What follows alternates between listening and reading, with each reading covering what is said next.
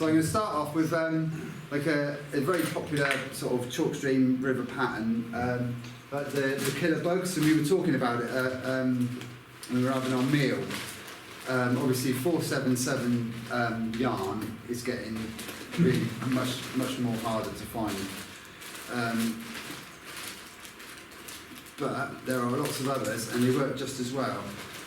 You can buy, Semperfli do some nice sort of products, but tiny little spool. Whereas there is a pattern called a Utah killer bug, which is a Jameson's Spindrift. It's basically a killer bug, just with Jameson's Spindrift in oyster colour. And if anyone wants any of this, and you join it, later on, obviously you can. This has got loads of wool. So if anyone wants any, you by all means. I thought I'd write down the prices just out of interest. Like the Semperfli, you're looking at £3.75 for 5 metres. Shetland Spindrift, £3.35 for 10 miles. 105 metres. So it's for economically speaking, it's a no-brainer. And Chadwick's 477? I think there's been spools for 350, I think. Yeah. It was where we were last week. Yeah. He said £400. Yeah. For a full card. Yeah. I said to him, take a metre, and he said, no. That's not a million miles from 477. But that's the colour. You do loads of colours. Help yourself at the end of it. If anyone wants any, help yourself. That's a really good colour. Sun glow. You can just go down, the haberdashery. That's a really nice one. I like that one. That's caught a lot of fish. Wild violet, that is. But, so we'll have a go at one of them.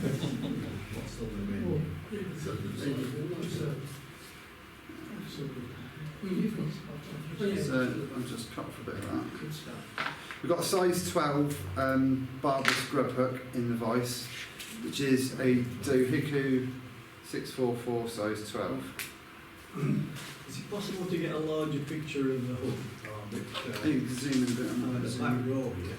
I tried to wear, hopefully I got a bland plain shirt on, which should hopefully, Keep going, John. didn't zoom in too much. So you can get, obviously, the original pattern was just tied with like copper wire and the wool. Yeah. But with the Utah killer bug, it was just done with like pink floss and lead. So I'm just going to do the lead variation. You can get obviously sticky lead sheeting. I used to buy a lot of flat lead strips, which seem to be nigh on impossible to get anymore. So I've been doing a bit of cobbling together, and this is a really nice way to tie these. You could just use the round lead wire, but what I find works really well is it's a neater way to tie, and it stops any air gaps as well, is to make your own lead strips. So I just get the lead wire, get like a rolling pin, and basically just roll it flat. Because you can't buy.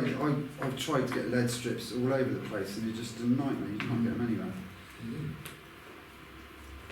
So it's just nicer. I think it's just nicer to tie than with the wire, and then you can build up nicer, layers as opposed to just a chunky sort of a. So you get a better profile. So yeah, so I've got a nice slim flat strip of lead now, which is it's just neater to tie with, I think.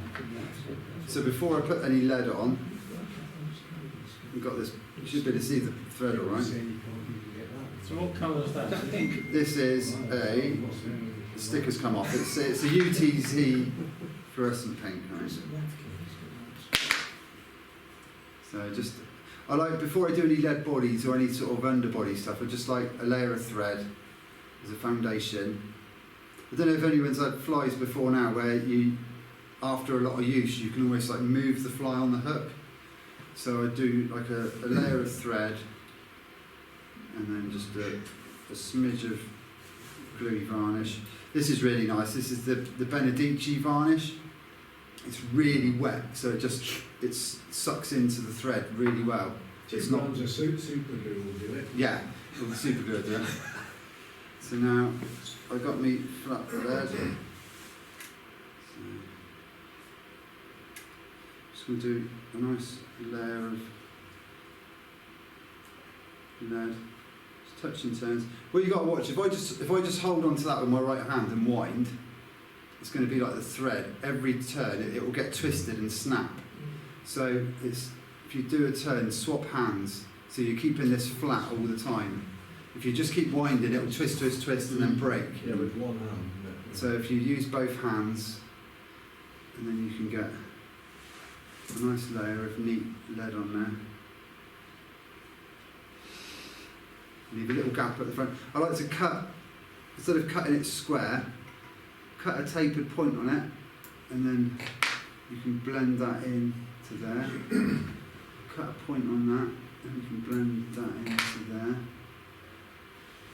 But this is a good seasonal pattern, obviously. It's a good grading pattern. Syncs well. So now we've got the one layer. We're doing another layer. This time, come in a little bit. So it's sort of fatter in the middle as it is than it is towards the extremities. So again, use both hands. And then just stop short of your previous lead. Cut a point on it. John, Boots, we are recording?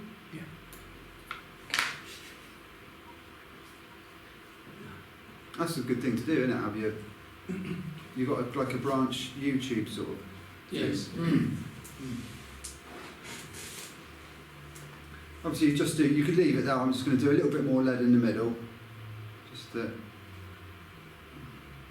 try not to stick my tongue out while I'm doing it. So you built a nice, hopefully a nice tapered body. Did you do it all in the same direction, or do you alternate? Yeah, no, I do it the same direction.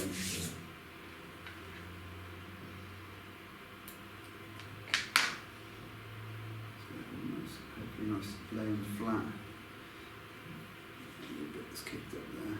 Well, I think I did them all in the same direction, I'm not sure. I think the last one was a bit. In the opposite direction, it might be. That's why I asked the question. Yeah. So, let's just get some thread It right. doesn't make any difference. No, no. Unless you get the thread. Start opening it up. So what you don't want is an end to sort of end of lead to flick out. So we just get some nice thread wraps on it. Can tidy it all up, hopefully. And having the sort of the pink underbody, it helps it. You know, when it's wet, it shines through the wool a little bit. So let's just get. So it's a really easy pattern, and I do these sort of 16s and even 18s as well. Work really well.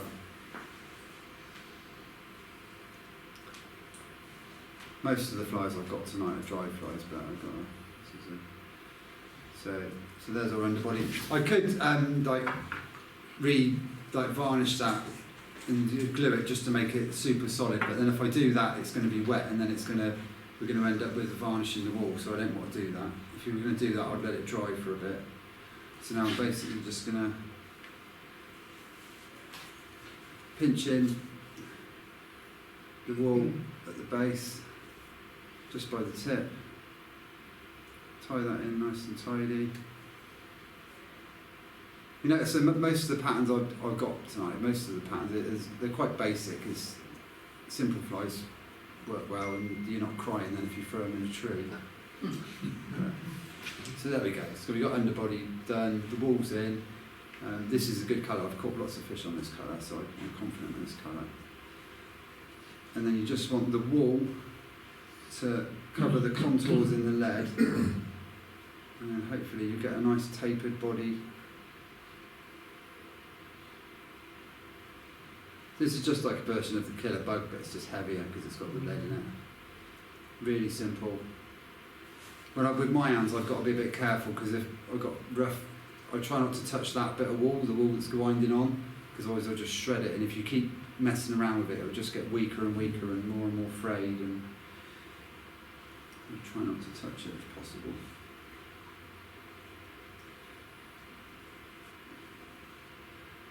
So, we'll get to the end, so I'll hold the remainder of wool up. I'll get 2 turns on the material, get a turn or 2 in front of it, it's not going anywhere. And then just using your scissor, the very tips of your scissors, you can just sneak in there and trim that off. And then it's just a case of tidy any little fluffy bits back and make a nice neat head. Obviously if there's any strands poking out in front of the head, it won't catch fish. So there you go. And again, with the varnish in the wool thing, you know, we could finish the fly and varnish the head, but especially with this wet stuff as well, you've got to be careful. You don't want it clagging in the wool. So I do this a lot on bead-headed flies as well. Instead of varnishing afterwards, varnish the thread before, and then it sort of just sticks itself.